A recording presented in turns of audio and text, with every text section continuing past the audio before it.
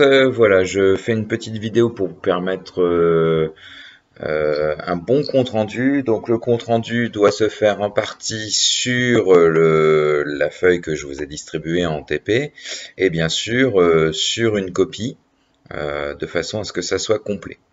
Donc vous voyez que vous avez deux problématiques à laquelle il faut répondre. C'est comment peut-on vérifier que la composition en sucre donné par l'étiquette est bien respectée, et ensuite comment peut-on déterminer la concentration massique en bleu brillant dans le Powerade afin de savoir si un sportif de 70 kg qui consommerait 2 litres de cette boisson durant un marathon ne dépasse pas la dose journalière autorisée, donc la DJA.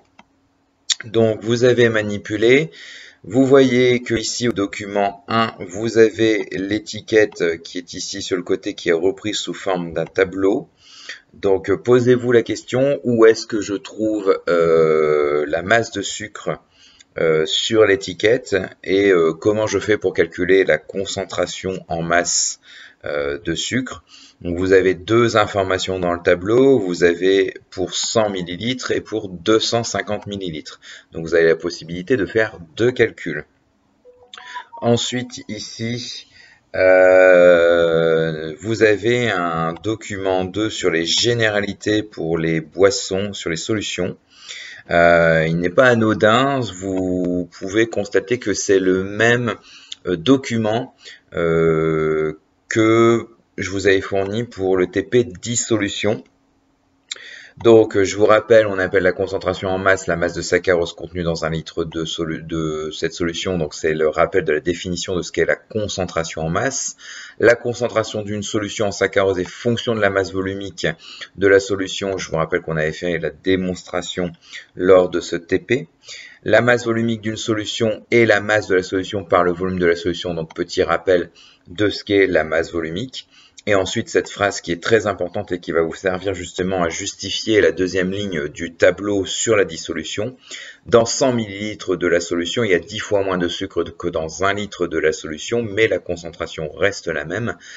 Ça vous sert à justifier pourquoi justement vous calculez 10 fois moins de sucre dans le tableau, la deuxième ligne du tableau. Alors, je vous demande de compléter ici, même si c'était à présenter pendant le TP, le matériel nécessaire à la dissolution, le matériel nécessaire à la dilution, ainsi que les solutions, sachant que vous savez que le solvant va revenir deux fois. Donc, voilà, je refais aussi le petit point sur le fait que la concentration massique de bleu brillant était non pas de 0,4 mais 0,04 g par litre, parce que sinon vous allez avoir un problème pour le calcul. Ensuite, on part sur la formule de la dissolution, donc calculer à partir des données théoriques de l'étiquette la concentration en masse de sucre. On la note gamma TH. Rappelez la formule pour les dissolutions. Donc, bon, là, vous devez aller clairement voir votre fiche technique de la dissolution et vous fier au document 1 reprenant l'étiquette de la boisson pour faire la concentration en masse. Donc, à partir des données pour 100 ml ou 250 ml. À vous d'aller chercher la bonne information. Voilà. Ensuite, déterminer expérimentalement la masse volumique de la boisson à disposition.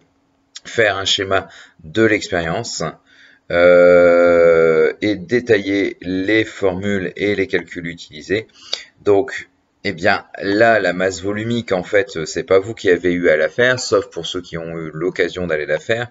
Mais je vous avais dit, j'ai pris une fiole de 100 ml, je vous ai donné la masse de la fiole vide et je vous ai dit de l'écrire dans la dernière colonne du tableau de la dissolution, ainsi que la masse de la fiole avec solution, donc c'est-à-dire la fiole avec du Powerade, donc 100 ml de Powerade, et donc à partir de là, normalement, vous devriez pouvoir déduire la masse du Powerade et la masse volumique, puisque vous avez la masse et le volume que j'ai mis dans la fiole.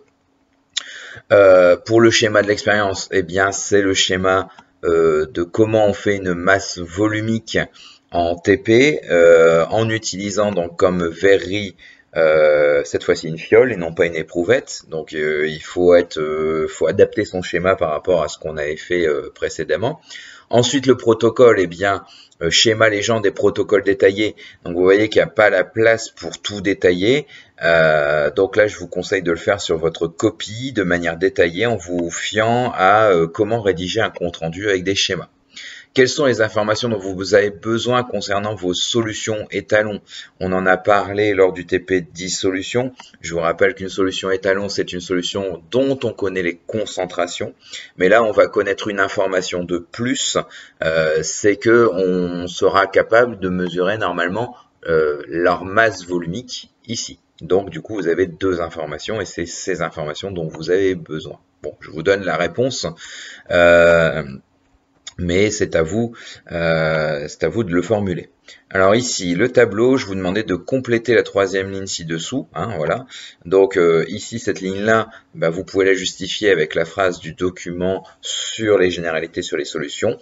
Ici, je vous ai dit de prendre mes valeurs pour pouvoir tracer votre droite d'étalonnage, mais vous laissez la valeur de la solution que vous avez faite, vous, en TP.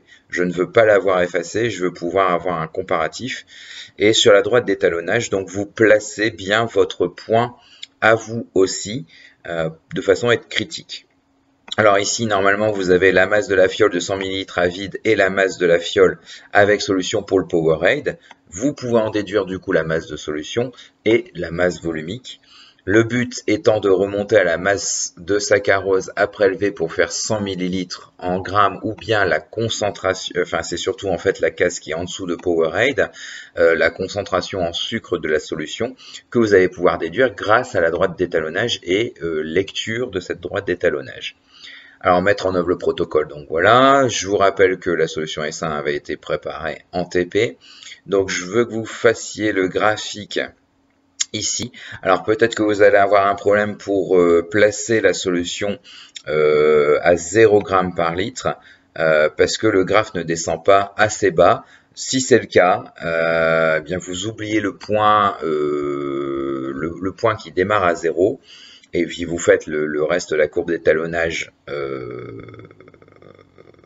avec le graphe. Vous n'hésitez pas, si vous voulez la joindre, refaire cette courbe, cette droite d'étalonnage sur papier millimétré ou par informatique, vous pouvez.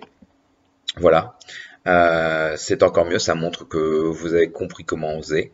Et ensuite, déterminer la quantité de sucre contenue dans la boisson et la comparer à l'indication de l'étiquette, détailler comment vous avez procédé.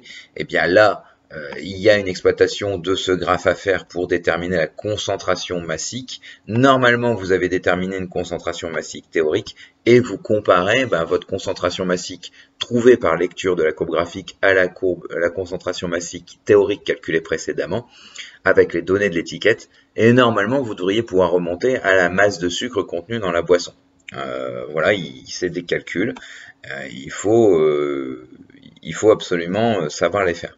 Alors la synthèse, cette boisson respecte-t-elle bien les données indiquées sur l'étiquette? Ce n'est qu'un bilan, en fait, tout simplement, de la question 5.